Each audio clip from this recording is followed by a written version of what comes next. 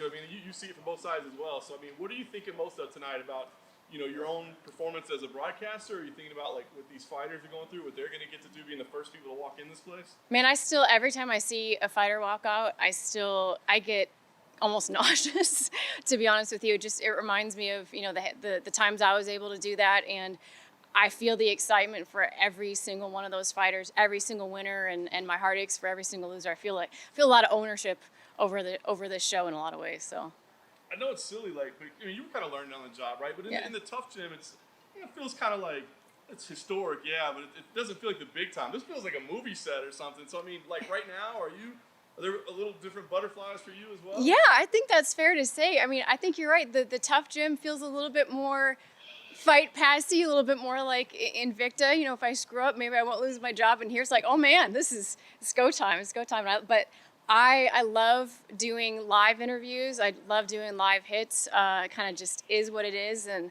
I thrive off that. Kind of feeds the adrenaline that I'm missing from not fighting anymore. So.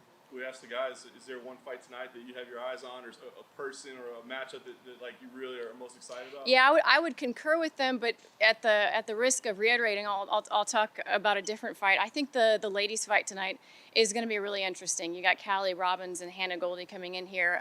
Goldie's undefeated. Callie Robbins has done a lot of good in a number of organizations. I remember watching her firsthand in Invicta. I always like to watch the ladies throw down, so that's one I'm definitely looking forward to. And then Punahele Soriano, I mean, you can't get a guy who, at least on paper, is just perfect for this show. 5-0, all finishes, all in the first round. If he can do that, I mean, you gotta believe he's gonna get a contract. And I'll ask you too the same thing I said when you've seen so many fighters graduate from here and have real success in the UFC right away. Can you put your finger on what it is, on why they seem to succeed right away? I think it's a combination of things. I do think, I mean, the fighters that are coming onto this show are handpicked. They're cherry-picked from across the entire world, not just based on their skill set, but based on their ability to entertain. So you've got people like Devontae Smith, Ian Heinisch, Johnny Walker, who we're all excited about now at this point. You got to have the skill set, you've got to deliver, but I think they're just finding the best fighters, and that's, proving itself out when they enter the UFC. Does your role stay the same tonight? Are we still seeing you in the cage? Yes. To be honest with you, announcing those decisions is my least favorite thing that I ever do. I absolutely do not enjoy doing that. It's an odd amount of pressure. I will never ever replace Bruce Buffer. I think we all know that, but my favorite thing is always those post-fight interviews because they're live, they're in the moment, a little bit more like a in-octagon interview. They're still, hyped up. And for these guys, it's the biggest moment of their life potentially. And then when they get those contracts, man, it's life-changing stuff. It's cool to be a part of it. So more pressure announcing a decision than getting ready for a fight when somebody's, standing in there as a fighter and somebody's about to come swinging at your head? Maybe not quite that much, but I'm not going to say it's far off because I just don't want to screw it up. Yeah, a lot of nerves for those dang decisions.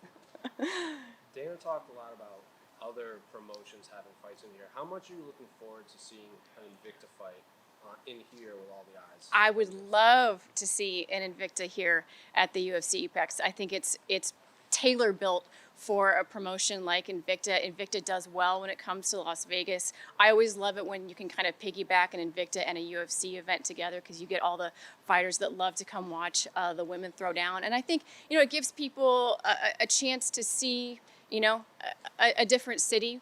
I love Kansas City. I'm from Kansas City, but sometimes it's kind of nice to get out of the backyard and make your way over to the fight capital of the world for sure. Anything else? All right. Thank you, guys. Thanks, guys. We'll bring Craig up.